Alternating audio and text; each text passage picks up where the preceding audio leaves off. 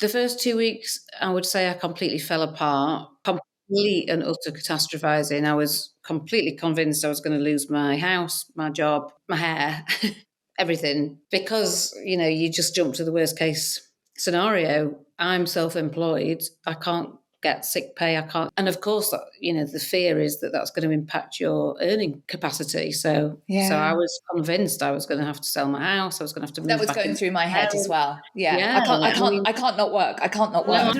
You were twisted through seven. Hi, everybody, and welcome back to the Soberful podcast. I am really pleased to welcome a returning guest and friend of the show, Lucy Rocca. Hi, Lucy. Hi. How are you? I'm good, thank you. Thanks for having me. You're welcome. Always welcome.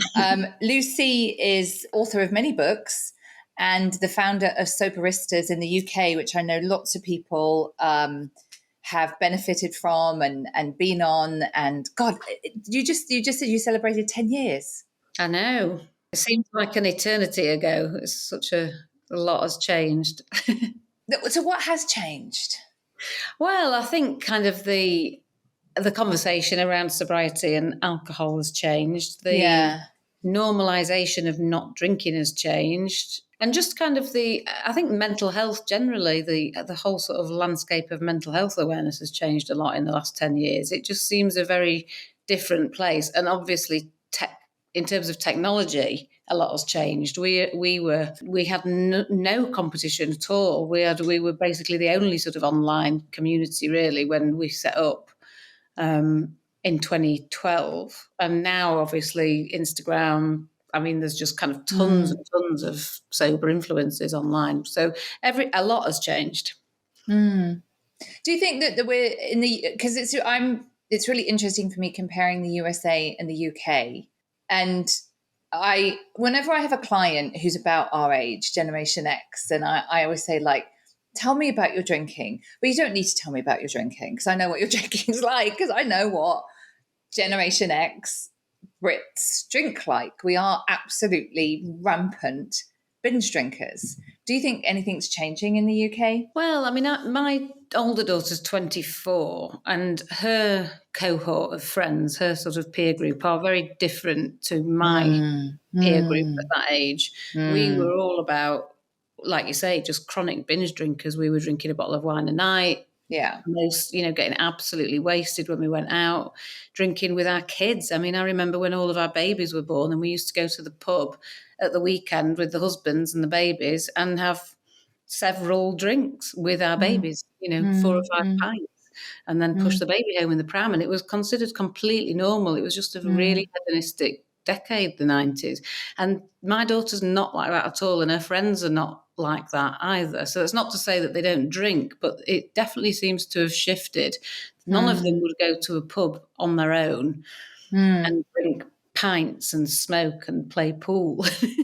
The things that were really normal when we were kind of that age. So I think in universities, there's been a lot of awareness, as far as I can gather, a lot of increased awareness about the normalization of binge drinking. And I think there's more, I think they're more accommodating or more encouraging of students to not be so into binge drinking now. Whereas when I was at university, and I'm sure when you were at university, it was absolutely pushed on you as soon as you got there. Freshers Week was just all about getting completely out of it. It was kind of the point of going to university, was to party and then maybe go to some classes. Yeah, like a third-class degree is a drinker's degree, isn't it? I mean, that's what everybody called it. Yeah, that's really interesting. I've seen, that's what the research is showing with Gen Z, that they are, I don't think they're not catching a buzz, a lot of them. I think cannabis use and stuff, and there's other highs to have. But I think they maybe looked at us and went, "Ooh, that doesn't look fun." Yeah, and not very cool. I think seeing their parents being a bit bingy at the weekends, perhaps it's kind of, and also I think social media has had a big part to play in that, because when we were 18, 19 and getting completely wasted, nobody was recording that. Now if you're absolutely hammered at a party, it's on social media, it's on YouTube, TikTok, and all over the internet, which I think has definitely had an impact on their behaviour. Yeah, thank God I did all of my shenanigans before Yes, the digital age. Thank God. likewise. So, Soberistas has become a charity. Can you tell us a little bit about that and why and what happened and what that means and all that kind of Yeah, stuff? we started in 2012 and we were a private company. Mm-hmm. Um, we set it up like that because we wanted it always to be independent. I think I felt very strongly that it needed to have a very strong independent voice and not be watered down by any kind of clinical or medical voice. I think I Mm. just felt very much like it needed to be the drinker's voice, and Mm. be independent, which is why we didn't become a charity to start with. With retrospect, and especially because of the economic climate of the last few years, being a charity gives us a lot more clout in terms of investment and growth and being able to do things like funding research projects into various studies it's connected to women, particularly women, but all sorts of alcohol misuse issues, which we've never been able to kind of afford. We've always kind of broken even. So it's an amazing thing that we will now have surplus funds that we can put into things like research and try and make more of a difference in terms of reducing alcohol-related harms. And so, what is your vision for the next 10 years? Well, that pretty much. I mean, growing Soberistas, reaching far more people, reinvesting. The technology is changing so fast. I mean, when we Yes. started Soberistas, we were basically an off-the-shelf social network platform called Ning. I don't even think it exists anymore, and it was £35 a month.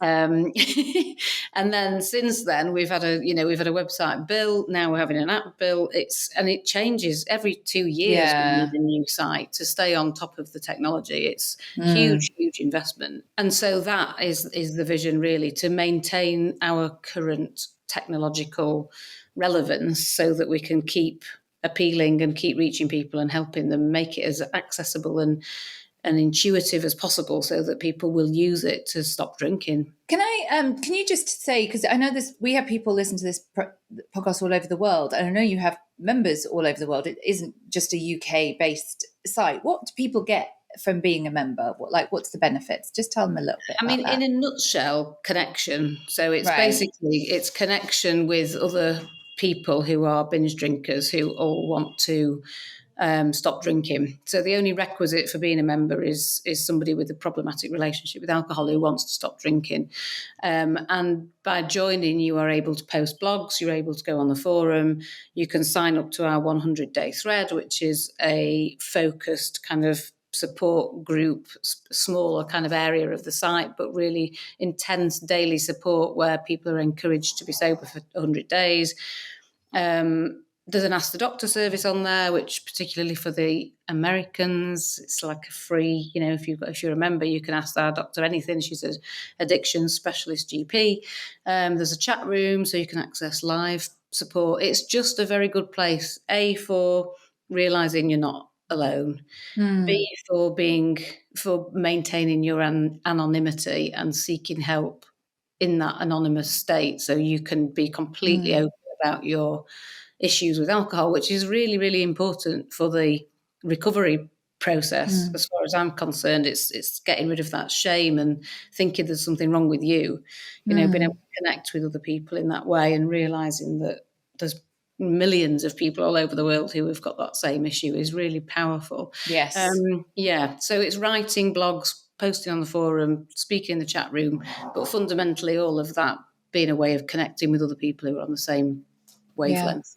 And that's the really essential piece. And I know loads of people who've made real life friends by meeting on Soberistas, and it's formed in real life connections and friendships. And you're right. That's the essential bit that you do, because when you stop drinking, wherever you are, I think nearly everyone feels like they're the only one. I'm the only one in my peer group community who doesn't drink. Everyone else drinks, and they're all fine. Yeah.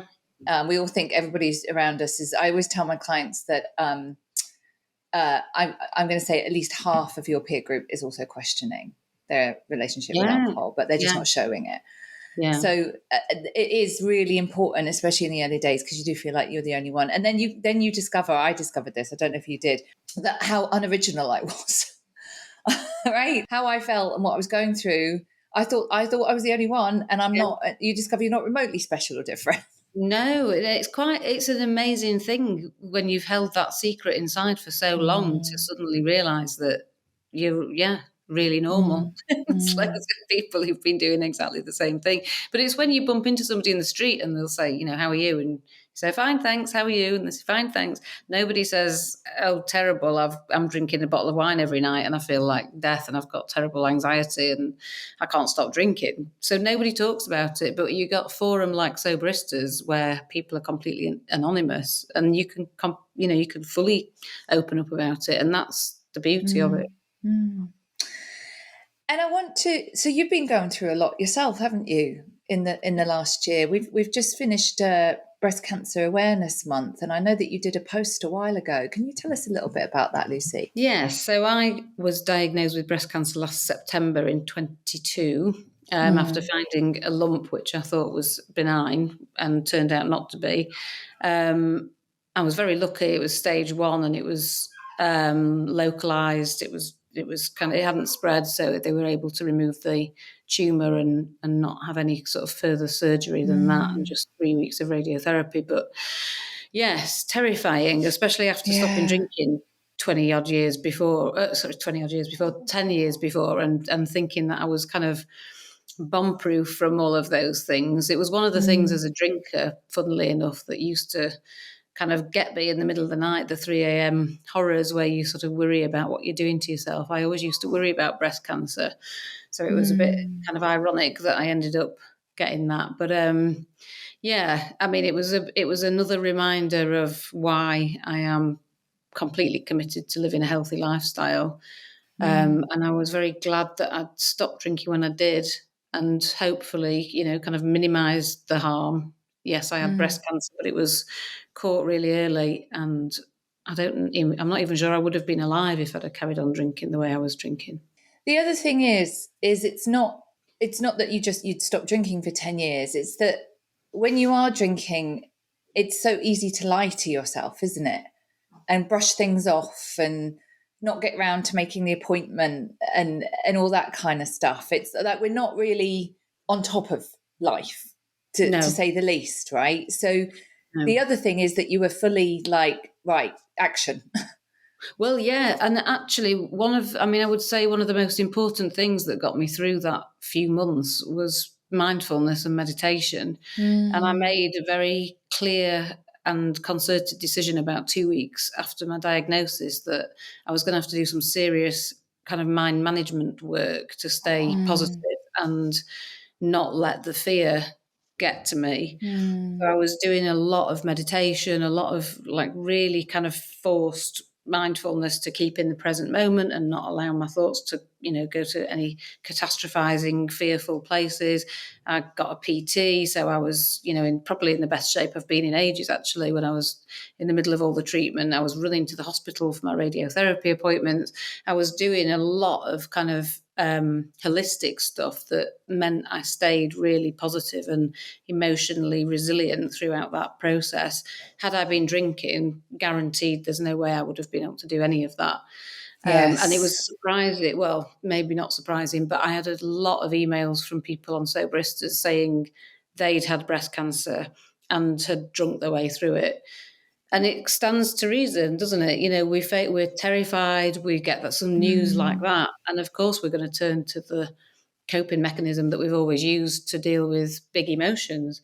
So it did seem like one of the most common ways of people dealing with it was drinking. So I felt really, really lucky that I'd got this whole array of tools that I was able to tap into because of sobriety that kept me kind of afloat in a very difficult period. I'd like to actually dive a little bit into that if we could, because I think that's really interesting. So I have had several mammograms. I'm 50. I can't remember when they start, but I know I've had several. And I had one less than 2 weeks ago on the Friday. And on the Monday, they called me, said, we need you to come back. We need to look at something in one of your breasts. And I kind of went, okay, you know, that's fine. And I knew before they'd said, the previous one, they'd said I have dense breast tissue. So I thought it was just that. And I didn't really think too much of it. I thought it's going to be fine. It's just dense breast tissue. I was aware that is one of the things, is that, as we were saying before the show, mammograms don't get everything. And if you have dense breast tissue, you sometimes need a bit extra. So I went along and it was a different vibe. And I didn't feel actually scared until my second appointment. I was like, oh, this is all a bit serious now. And the lovely lady, I don't know what that radio, I don't know what their title was. Anyway, the lovely lady who took the imaging, she said, what will happen is we'll take the image and a doctor looks at it immediately. And then the doctor will decide whether you then need an ultrasound, and we do that immediately.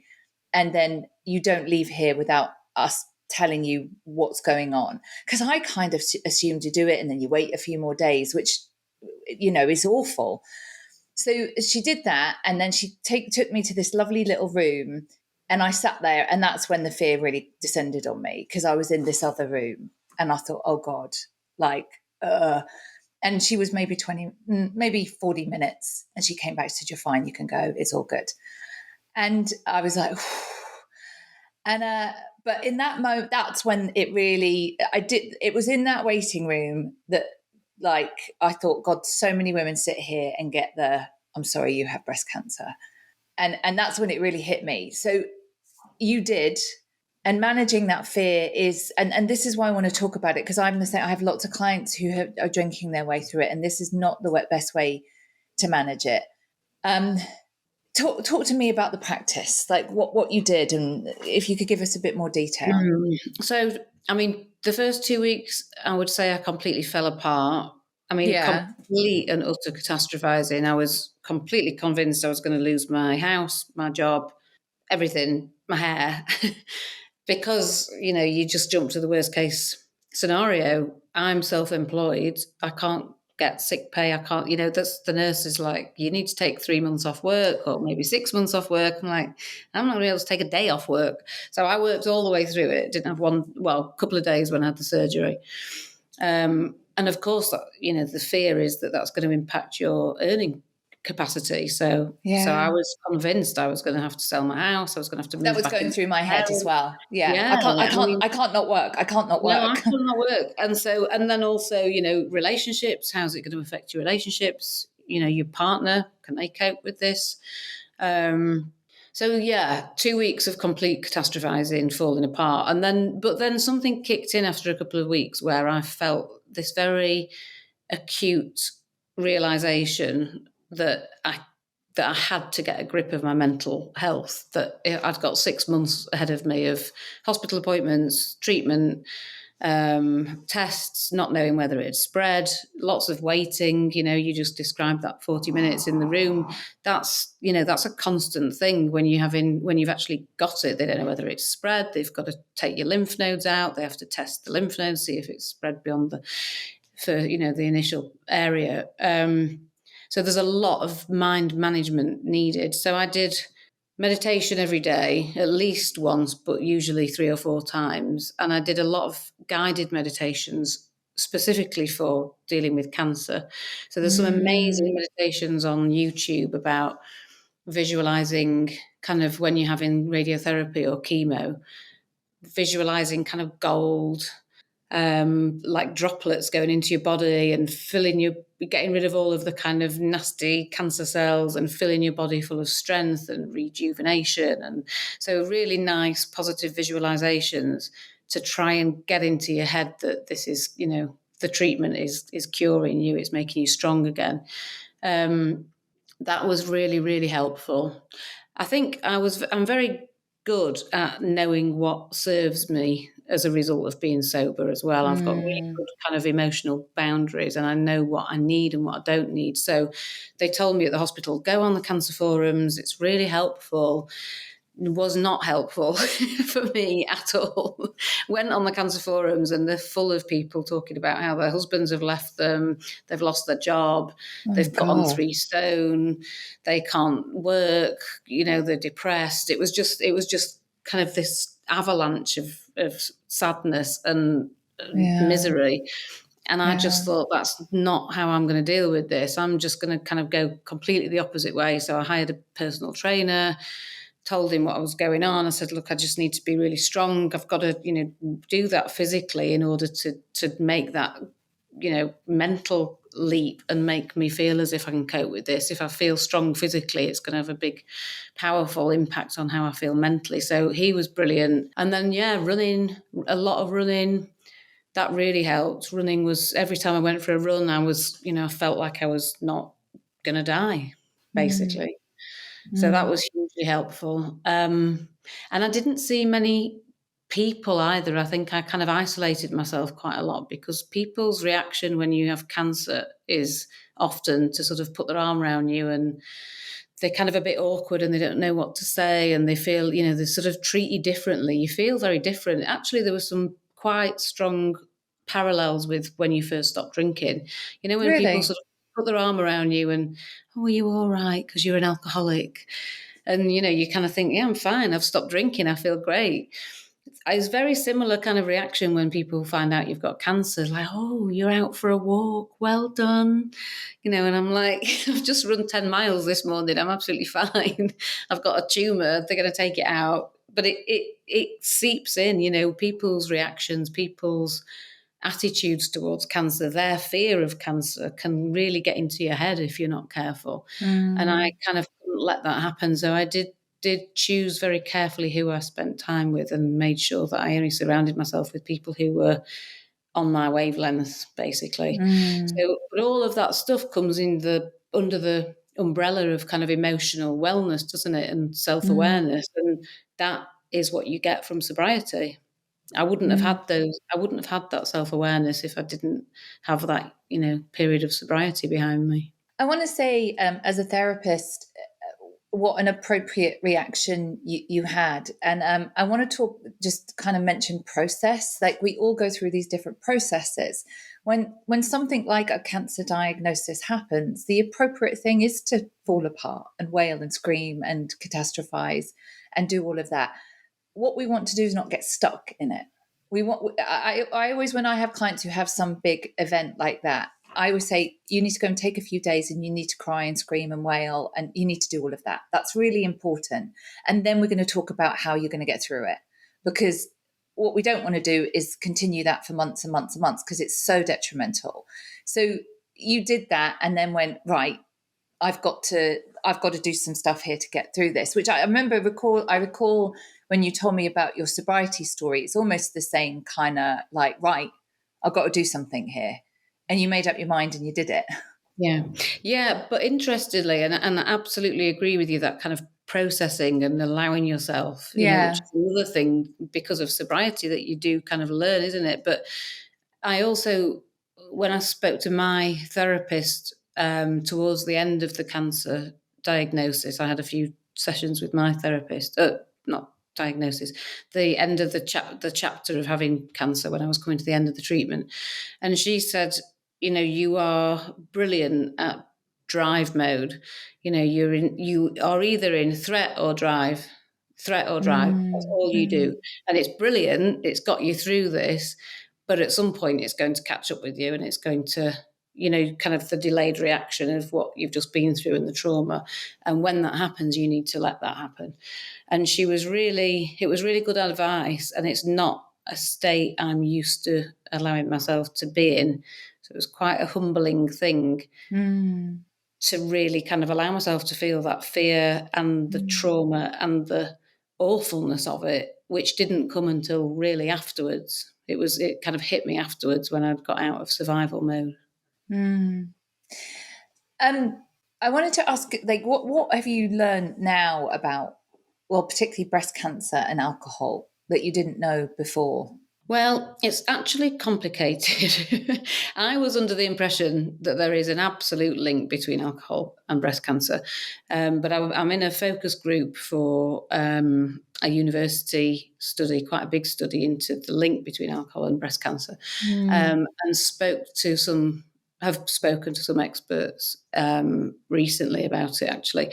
And there are certain types of breast cancer that are more linked conclusively to alcohol.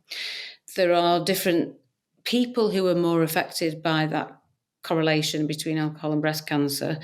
Yes, there is a percentage increase in terms of if you drink 3 glasses of wine a day, for instance, the risk of breast cancer goes up by 50%, but only for certain breast cancers, and not if you've already had breast cancer and then you start drinking afterwards. It doesn't seem to affect that. So it's a bit grey. And I was kind of under the impression it was more like smoking, where there's an absolute link between smoking and lung cancer. It's not. There's a lot that's misunderstood at the moment. There's a lot that's not quite known about.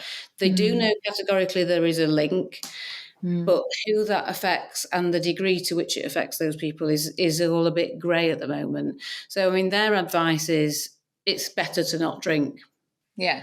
But the stats are a little bit woolly as to the the concrete kind of proof. But certainly it's better to not drink.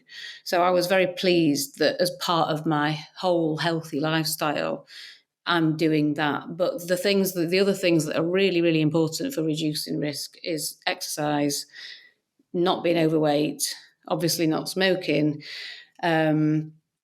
Those three. And I think they're possibly more, well, I mean, they all go together, don't they? It's the kind of, they're very symbiotic. If you drink a bottle of wine every night, you're not going to be exercising, and likely you're going to be eating a lot of processed food and not having a great diet, which was me 25 years ago. So I think, or 20, I just keep saying that, no, me 15 years ago. Yeah, they all go hand in hand, don't they? Whereas if you don't drink, then you're much more likely to not smoke. You're much more likely to be keeping fit and doing all those other things. So I think for me, it's the whole lot. You can't kind of do one without the other. It's the not drinking, it's the exercise, it's the weight management, the not smoking. All of that goes into the kind of reducing risk bag. Yeah. I mean, so what you're saying is that, we none of us know which type of person we are, and you could be the type that's more susceptible, and I could be the type who's not susceptible, and we could drink the same and we'll have a different outcome. But yeah, it doesn't really matter which way you look at it. Alcohol is not going to be a friend to your health. No, exactly. Right. Exactly. And even if it's not breast cancer, we know that it's linked conclusively to 6 other cancers. Yeah. So it's never going to be it's a poison, isn't it? I mean, it's never going to be a good thing. So sort of trying to wriggle out of the kind of science and think, well, I might just get away with it, is pointless, because even if it doesn't get you with cancer or heart disease or a stroke, it's going to affect your sleep. It's going to affect your mental health. It's going to affect your weight. You can't get away from the fact that it's full of negative consequences, and cancer risk is just one of them. Yeah. And I think you've brought something really important here in talking about how people manage fear and how so many people use alcohol to manage fear, not just the fear of they've got diagnosed with breast cancer and they're drinking their way through it. I think that is, I have always believed, my experience has been that that's the number one reason that people drink too much. It's just to keep a lid on their fear. And it can be existential fear. It can be actual fear of, all these things that can happen. And that's the mental health piece, is that we need to help people deal with their fear, which then becomes an anxiety. And that's the bit that we just don't talk about. Like you said, we don't talk about, oh, I'm really, how are you? Oh, I'm really actually feeling quite frightened about something. We just don't. And everybody suffers from it. And everybody's trying to deal with it in their own way. And a lot of us don't have very healthy ways of dealing with it. Yeah. And it's staggering when I recall using alcohol to deal with fear or any other kind of difficult emotions. I really find it amazing that my go-to was a bottle of wine. Yeah. Feel this, and I'm going to go and buy a bottle of wine or 2 bottles of wine and drink it really quickly because I just don't want to feel this. Whereas I've gone so far the other way now. It's almost, I mean, I wasn't happy when I got the breast cancer diagnosis, but at the end of it, I was certainly in a position where I could say, I really, really feel grateful for that experience because I've grown so much Mm. and I've learned so much, and I'm a much better person for going through the last 6 months than I was before I got that diagnosis. There's no way I would have been able to say that had I been using a bottle of wine every night to numb it Mm. out.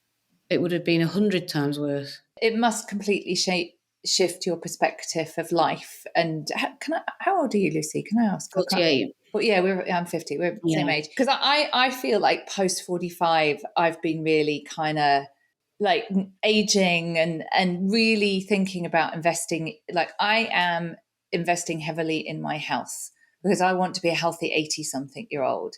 So like the exercise piece, even stuff like just working on one of the things that I do in my exercise routine is just sit on the floor and get up, because one of the things you lose as you age is the ability to like, and all that kind of stuff. How's that shifted your perspective of sort of your future? And Yeah, it's definitely kind of crystallized it. I felt like, I've always exercised. Even when I drank, I exercised. I used to, go running after God knows how much wine and fags the night before, which is just ludicrous now. But yeah, and I felt like I was doing something to mitigate the alcohol by running. But I've always exercised, but not in the way that I exercise now. It's not sort of something that I squeeze in if I've got time. It's my absolute number it's a one priority. priority. Yeah. I have to exercise 3 or 4 times a week minimum. That's my kind of, for mental health, physical Yeah. health, breast cancer reduction, risk reduction, all the rest of it. It's so important to me. It's everything. But I think the way it's changed me the most, in answer to your question, the perspective is the mindfulness. When I was going through the breast cancer chapter, I called it sort of radical mindfulness, and really practiced this absolute sort of dogged, gritty, determined approach to mindfulness, where I would not allow myself to not be in the present moment, because it was so pointless and damaging to allow my mind to wander into the future, because we just don't know what is in the future. And actually, everything that I was really scared of didn't happen. I didn't lose my hair. I didn't have to have chemo. I didn't lose my job. I didn't lose my house. All the things that I was absolutely convinced were going to happen didn't happen. I coped. It was fine. It was more than fine. I got on with my life, and I came out of it a better, stronger person. And I learned how strong I am. So it was actually a really positive experience in the end. But if I'd have listened to those thoughts and focused on the catastrophizing at the beginning, I would have fallen apart. I wouldn't have got through it, I don't think. I remember actually being almost suicidal when I first got it, thinking it would be better to just die now than go through all of this cancer awfulness, which is just going to ruin my life. It was crazy. It didn't. It was quite the opposite. But it was the negative thoughts that were little monsters. They just get you. So I was practicing this, what's going on around me, 5 things, 5 things I can see, 5 things I can hear, 5 things I can touch, what can I smell, what am I grateful for, be here, be in the present moment, what's wrong with right now, nothing, right now I'm fine, I'm sitting here, I feel all right, I've got a tumour in my breast, but apart from that, I can't feel it, I feel fine, I've just been for a 10-mile run, crack on. And I wouldn't let myself, but as I said before, there was a fallout from that afterwards. There was okay, I can breathe now, and I don't have to be in that present place anymore. I can just let it kind of drop for a bit. And I did. And there was a lot of crying, but I let myself Again, very healthy. really That's good. really, I mean, I had to. really, yeah, that's really important. Yeah. And more therapy. And I actually found that is when I utilised the breast cancer help support lines, which they're brilliant. A lot of them are manned by not nurses, but people who've had breast cancer. So that it's a bit like the Soberistas model. You're talking to somebody who had breast cancer 5 years ago and who's saying, look, I know exactly how you feel. It's really scary, but this happened and I coped with it like this, and really, really helpful. And one of those people said to me that they get more phone calls the week after treatment finishes than at any other time in people's breast cancer journey, because it's that week when you're not under the care of the hospital anymore. All of the survival drive mode has dropped. You just feel traumatized, exhausted, totally on your own, terrified of the future. And that's when it kind of hit. So that was really nice to know, because I just fell apart at the end, far, far more than at any other point in the 6 months when I was having treatment. Yeah, I suppose when you're having the treatment, there's a finish line, right? And you're very, very focused on Yeah, getting to the finish line. And you're under the care of the doctor, the consultant, the nurses. They're really amazing. They look after you. You can ask them anything. They're checking you all the time, so you know that you're okay. When you're on your own, you just, oh my God, what if it comes back? What if I've got it again now and I wouldn't know? And again, it's like the fear just takes over. So it was kind of a lot. That first week was awful when it finished. What does the future look like in terms of now you finish your treatment? Like, how do you said, is it yearly mammograms? What happens from here? Yeah, that's it now, basically. So it's a mammogram every year until 2033, November every year. So I've got the first one next month. Apparently tumours double in size every 6 months. So as long as you're having annual mammograms, you're never going to get, if there is another tumour, it's never going to get beyond stage 2. Right. So you are, you've got a reasonably good chance of being okay as long as you go every year and have those checks. Right. Yeah. Good. Well, thank you, Lucy, for coming on and sharing your story. I think there's lots of really good takeaways there. Not just about alcohol and breast cancer, but by dealing with fear and getting through what I love about what you did there is you chose your response, because we can't choose what happens to us, but we do get to choose our response to what happens to us. Yeah. And you chose your response. And it really sounds like not only did it get you through it, it enriched you and you grew from it as well, which is like incredible. Yeah, absolutely. And I think that is probably the thing I would say, the most important thing I think I would say to anybody going through anything like that, or even, stopping drinking, similar thing. What's going to work for you? Do you, 100% do you. Don't worry about what anyone else is doing. Yeah. What works for you? What motivates you? Because we're all so different in how we react to crises. You can't follow somebody else's blueprint. You have to do your own. Yeah. Thank you, Lucy. I'm really pleased that you're doing well. Can you tell Thank people? you. Yeah, I'm really. You've done part of a community in England that's really changing the conversation around alcohol. So still can't believe we haven't met in person, but hopefully one day. Yeah, no, Hopefully I'll be along to a Soberistas meetup someday. Yeah, that'd be good. Tell people where they can find you and Soberistas and all that kind of stuff. Yeah, okay. So Soberistas, spelt sober with ISTAS on the end, soberistas.com, and on Instagram and Facebook and Twitter also, or X, we should say, also at Soberistas. And yeah, go and have a look. See if you've not been on Soberistas, see what it's about, and see if it suits you. Brilliant. Thanks so much, Lucy, and we will speak again soon. Thank you. Bye.